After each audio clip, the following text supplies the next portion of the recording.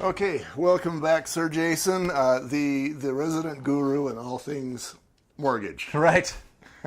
So, USDA, Yeah. another set of letters. You know, to me, that's the U.S. Department of Agriculture, Yes. which tells me farmers, which should have nothing to do with mortgages. Why is the USDA into the mortgage business? You know, originally I'm not quite sure. I looked into it a little bit, but what they have said is for the development of rural areas. Mm-hmm. Why they care, I don't know, but they'll stamp the beef, they'll stamp your house. Not quite. But same organization. What do they call that? Mission creep? Just a little bit? I don't know. You start out making hamburgers, and next thing you know, you're making sofas. Well, I guess either way, you've got beef, right? Right, same industry. Might as well do something with the leather. Yeah. What do we need to know about USDA loans? The biggest thing about USDA loans is it needs to be in a rural area. Mm-hmm. So they call them rural loans. And rural meaning that it is shaded a particular color on the USDA map. Exactly. So they have a census tract that they go off of depending on per capita and declare what's rural and what's not. Mm-hmm. It's available online at USDA, but best just call your lender and find out. Yeah. And what does it mean to be able to get a USDA loan versus something else? Okay. Well, so these are my favorite loan for the people who aren't veterans. Right. So there's a funding fee, mm-hmm. and there is a guarantee fee. In essence, mortgage insurance, but it's not mortgage insurance. They call it something else. Right. And so up front, you're going to pay 2%. Now, it's changed a little bit. It used to be 2.75, and it's come down a little bit. Now it's 1% as of October 2016. Okay. How often does that change? Whenever they feel like it. It's guaranteed to stay the same until it changes. Tell me more. So government loan, like VA, it's going to have a low rate like FHA, but the guarantee fee is less than FHA's mortgage insurance premium.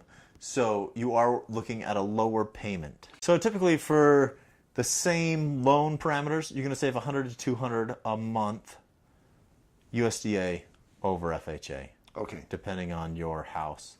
Now, USDA is interesting because they don't set a loan limit, but they do set income limits. So in addition to living in a particular place, you can't make too much money. Aha. So if you're the rich guy living in, Moab, you don't qualify for... Yeah, they do it on family size. Well, and the other thing that's interesting is these household income limits are household income limits. So if Joe's getting the loan and he makes so much a year, and his wife Jill is going to live in the house and she makes so much a year, that's mashed together. The more interesting thing is if Mike, the college student they're subletting a room to, makes money, that's supposed to be declared as household income. Oh dear. So you can only let poor people into the basement. Right. So they don't have a job and they're going to college. I'm thinking of all kinds of horrible scenarios where you don't let your 16-year-old work at McDonald's because her $7 an hour is going to make a little more. And I'm thinking of another scenario where maybe you get a divorce for 2 weeks so that you can... Scenario like mortgage fraud comes to my mind. But there's that. Yeah, there is that small thing, mortgage fraud. Okay, so that is, you say that's your second favorite. Yeah. Anything else you want to tell me about the USDA? Yeah, loans? so normally there's only one home you can own with USDA. Okay.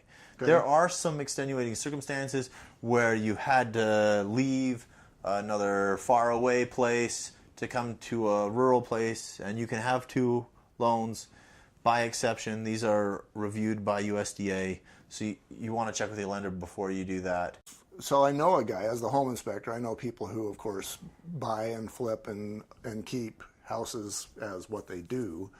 I know one guy, for example, who owns, last I heard, about 7 or 8 different homes.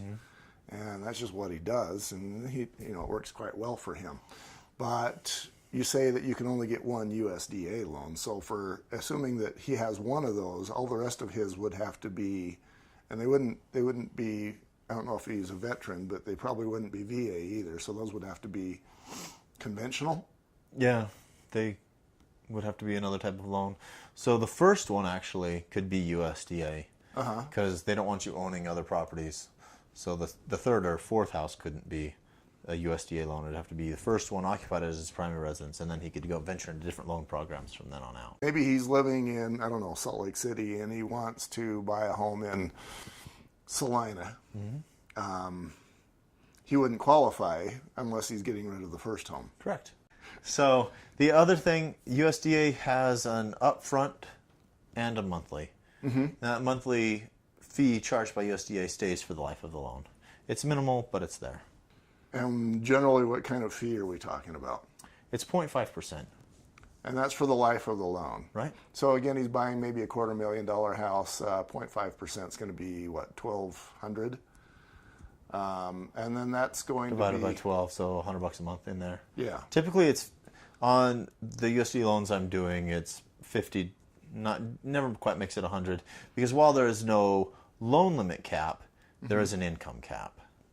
And so they just don't qualify to buy the higher homes. So they don't need a loan limit cap. So it might make sense once they've got that house paid down a little to get rid of that $100 a month and just refi some other way. Could be. The one good thing that USDA has is that the rates are lower. And so typically, even though you're eliminating the guarantee fee, the rate would be high enough that it wouldn't be worth it. Oh, okay. So you might as well just stay there and Stick with it. keep paying that extra $100 a month until you're done.